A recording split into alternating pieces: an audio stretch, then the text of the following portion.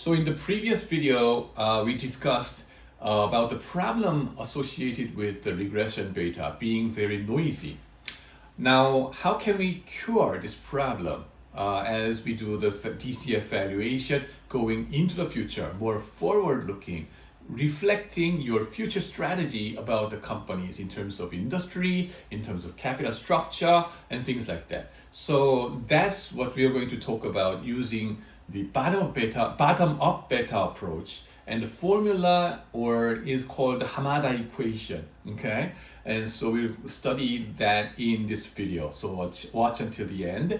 Now, these need our thorough understanding about the business mix of the firm, how it affects the beta, and also we have to understand how the financial leverage of the companies affect the beta. Affecting the beta means how these things affect the correlation, co-movement, or sensitivity of your business to macro cycle, okay, whole business cycle. How much does this two things affect your business? More sensitive or less sensitive? That's the key issue, and we're going to understand. And this is the roadmap of what we're going to discuss in this video. We're going to talk about something called unlevered beta. This is reflecting the business nature of the company, and then devoid of abstracting away from your leverage, financial leverage, and then afterwards we are going to reflect out your company's financial leverage effect. And the unlevered beta and the levered beta, we will move in this direction. So wait for those things. So please wait for that. Before that, I show you, okay, here the distribution of beta or sort. I sorted the median beta by the industry of KOSPI 200 companies, which is the 200 biggest companies in Korea.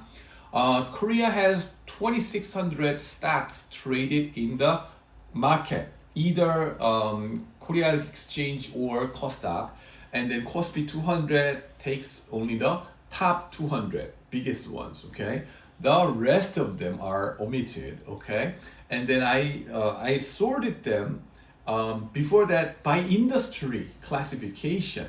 I obtained the median betas of the companies, and then industry by industry, you get the median beta, and then I sorted them from most risky industry and then the least risky industry. So highest beta industry turns out to be semiconductor.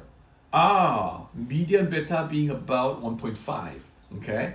Way riskier than the average of the market, okay?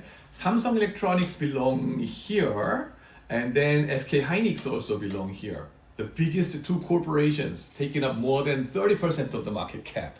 Very interesting structure in Korea.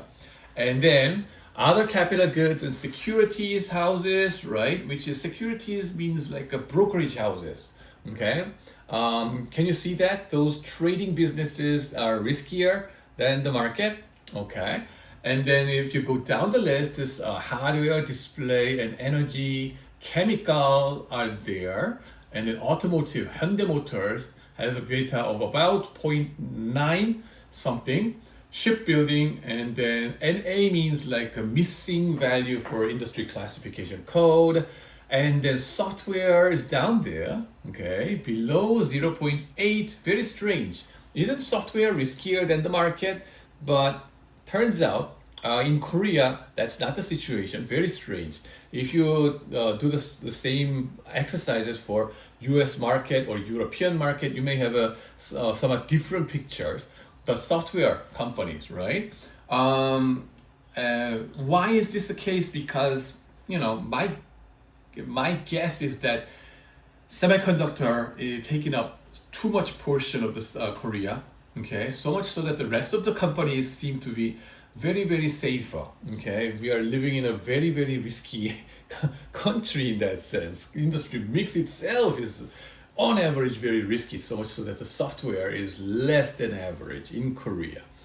Other countries, I don't know. And then if you go down, insurance, and then the bottom, okay, bottom is like consumer services. and then food and beverage and distribution. These are, how do you say, consumer spending is inelastic to the business fluctuation, right? The babies keep on crying, and then you have to consume the diapers anyway, regardless of the business cycle and things like that. You cannot tell your baby not to poop simply because it's a business downturn. That's called the child abuse, man. No. So that's why, okay? And then what determines beta? Well, as you see, this is Professor Damodaran's diagram, and then beta being 1 here. Below 1 is, you see, ExxonMobil kind of oil company, or what is it? The utilities companies. You have to consume it. Altria is a tobacco company. And then gold mining is a negative beta, has negative beta, because this is counter-cyclical, okay? Or insurance contract, kind of, those contracts are negative beta because when bad things happen, they pay you. So it's counter-cyclical. And gold as well. When the bad time comes, when people buy gold and then extract more gold. So the bad times is a good time for gold mining companies. So that's why they have negative beta. And how about Microsoft Software and General Electric? That's slightly riskier than the market average, 1.5 and 2.5. And communications company has higher, telecom companies has higher betas than average. And then luxury goods like Bulgari, right? They have a higher beta, like 2.45 or something like that. Well, when the bad time comes, the people tend to stop spending the luxury goods the first, right? So that's why the luxury goods tend to have a higher beta. That's the intuition here. Now, determinant of beta, number 1 is the industry sensitivity of your demand, okay? Industry effect is big. The beta value of a company depends upon the sensitivity of the demand for its product and services and of its cost to macroeconomic factors that affect the overall market. Cyclical companies have higher betas than non-cyclical companies, and firms that sell more discretionary products will have higher betas than firms that sell fewer discretionary products. So discretionary luxury goods, right? You can just live without those, right? Bulgari, who cares? You have to survive first when the bad time comes, right? And then the second determinant of beta, well, it's still the industry, okay? But in different aspect. Operating leverage affects your beta. You see the difference here? Let me first explain what we mean by operating leverage and get back to the comparison between the 1 and 2. And operating leverage refers to the proportion of fixed cost out of total cost. It's about the depreciation and amortization, how much fixed asset that you have, right, in your company.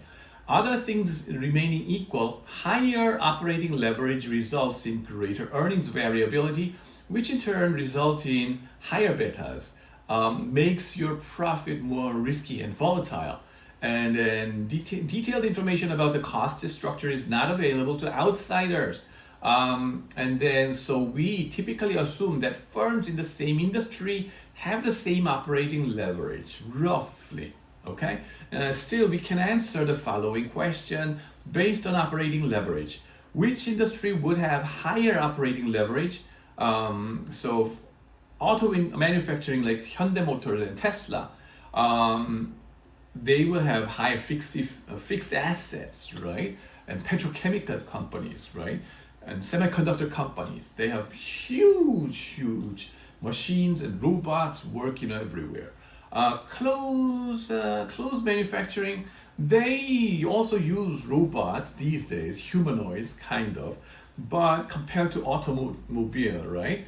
Clothes industries, they will have a lot more human factors going on, employees going on, factory workers are there, or retail workers also are there. And then high depreciation, fixed cost versus low depreciation. okay, will determine this operating leverage. Now, show me some examples first. Operating leverage and market risk of the shareholders. I give you a pair comparison of low operating leverage company and high operating leverage company. And then depending on business cycle being boom versus bust, recession versus boom time, right? So I show you abbreviated income statement of different companies in two different business cycle states of nature. Now, income statement, the first item is revenue, and then I subtract revenue of 1,000. Okay, revenue of 1,000. Low operating or high operating, it doesn't matter. Let's start with the same leverage, revenues, 1,000 in boom time. In a bust time, you're gonna make a 600 revenues for bust time, regardless of high versus low operating leverage. Now, what makes a difference is the composition between the fixed cost and variable cost. 700 but in the boom time, but fixed cost, well, the first company, low operating leverage company, majority of its cost is variable cost and fixed cost is only 100. And then the interesting thing is this fixed cost for this company, low operating leverage company, will be identical regardless of business state of nature. So fixed cost 100 does not change regardless of boom or bust, okay?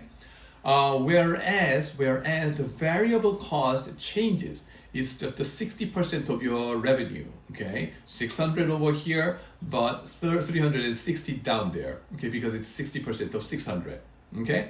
Now, what about high operating leverage company? Okay, the fixed cost is as big as 400, as you see over here. Okay, 400. And then this 400 does not go away even in your bust time, okay? Bad time comes, you still have to depreciate, man. So that's why. And then variable cost changes. It's just 30% of your revenues is assumed. 300 over here in the boom time, bust time 180. Okay. Now, what's gonna be the consequence on your operating income, EBIT? In the boom time is 300 and 300. Okay. But in the bust time, 140 for low operating leverage company. But for high operating leverage company, it's going to be 20 only, 20. You see that? And then we abstracted away from financial leverage. So interest expense is 0. We assumed those companies don't have debt, okay? So that your net income will be 210, assuming 30% have tax rate applied to these companies. Now, what about the bust time? Well, for low operating leverage companies, the net income will be 98, but high operating leverage companies, you are in hell, man. 14 only, right? So you see a drastic swing of net income, the return going into the pocket of shareholders. Shareholders' return varies widely when the company has high operating leverage, high fixed cost structure. On the other hand, if the company is low operating leverage, then the return to the equity holders will be more stable. Okay, less risky, more risky. Okay, operating leverage creates extra risk to the shareholders. That's the idea. Key takeaway number 1: same operating income, EBIT, in boom, but very different in bust. Both firms' EBIT is 300 in boom, but in bust, you saw that low operating leverage company has a much better EBIT than high operating leverage companies, and fixed cost created asymmetry and disproportionately more risky for high operating leverage companies. And number 2 key takeaway is that earnings volatility is much higher with high operating leverage. You saw that the difference in net income being very big for high operating leverage companies. Okay, now The number 3 key takeaway is that the variable cost adjusts with sales and it stabilizes profits, whereas the fixed cost do not adjust it. And this fixed cost amplifies the shock to your business, return to the shareholders. So high operating leverage firms, what are those example industries? Semiconductor. You see the semiconductor company factories picture over here. Inside it, they are equipped with the state-of-the-art high-tech stuff over here, and then to prevent any dust coming in, and then they need extra the highest precision machines to build the IC, the chips, the circuits, right? So that's, that makes the whole business very highly operating leveraged, and they have huge depreciation coming in. And then for Samsung Electronics, for example, they have to purchase the equipment from ASMR. ASMR, one machine costs like $500 million. One machine, one single machine costs $500 million as much. And then guess how much of a depreciation you will have to do with that? Okay, fixed cost. Huge risk coming associated with that. And another example is petrochemical industry. You see 여천 석유화학단지, right? 여수 밤바다, that's a famous Korean song.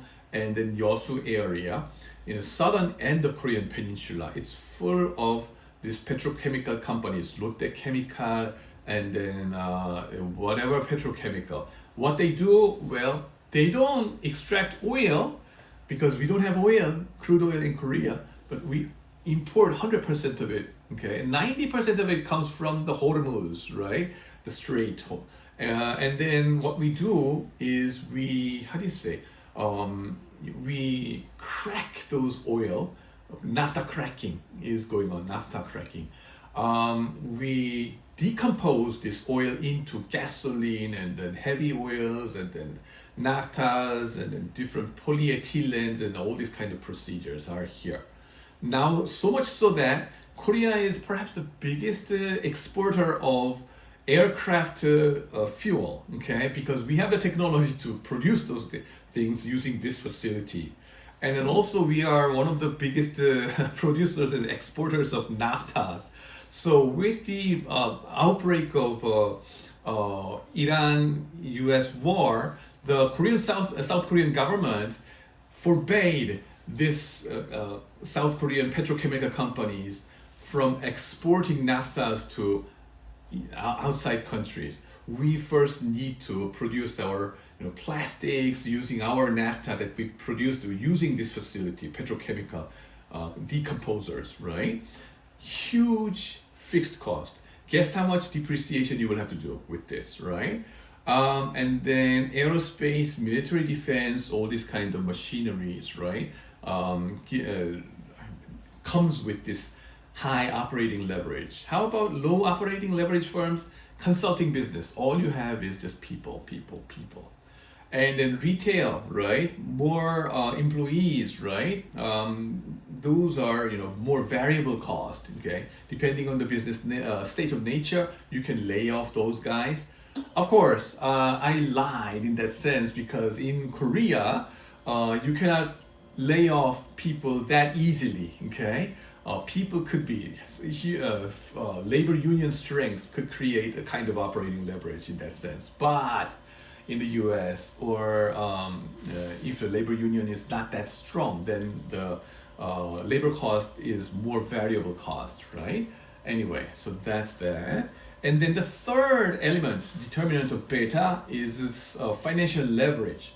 And that's the point we are going to discuss more in depth about in the next video. We will talk about something called Hamada equation that you see over here, how to lever your beta and reflect the financial leverage, and then